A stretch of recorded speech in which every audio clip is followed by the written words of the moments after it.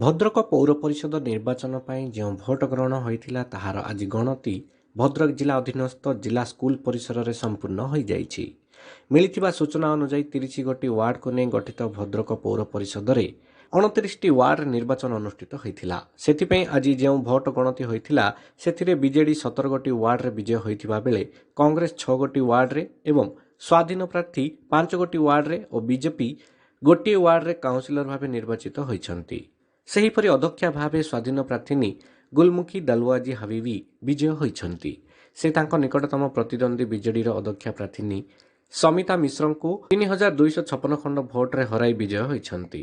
ମୁଁ ଫାଷ୍ଟ 30ଟା ୱାର୍ଡର ସମସ୍ତ ହିନ୍ଦୁ ମୁସଲିମ ଭାଇ ଭଉଣୀ ସମସ୍ତଙ୍କୁ ମୁଁ ମୋ ତରଫରୁ ଅଶେଷ ଧନ୍ୟବାଦ ଆଉ ମୁଁ ତାଙ୍କୁ ପ୍ରଣାମ। ମୁଁ ये जो 30टा वार्डवासींकर मत जो मो ऊपर जो भरोसा करछंती मु स्नेह ममता देइछंती मु तांको 5 वर्ष पर्यंत तांको पाखरे मु चिर ऋणी रहिमी। ये विजय भद्रकवासींकर एठी आ हिंदू मुस्लिम चलिबा नाही, सबु एकजुट, समस्त एकजुट। तेणु एठी भाईचारा को सारुथिबा लोक एठु पळेई जाओ, दया करे जल्दी पळेई जाओ। विभाजन करिया दबुनी, आम भितर विभाजन केबे भी नथिला आ ना केबे करिया देबू। एबे 30टा वार्ड आमर 30टा वार्ड रे काम करिके साब्यस्त करिवु, जो से माने आशीर्वाद करिके हमको जितेई छंती ताको साब्यस्त करिवु।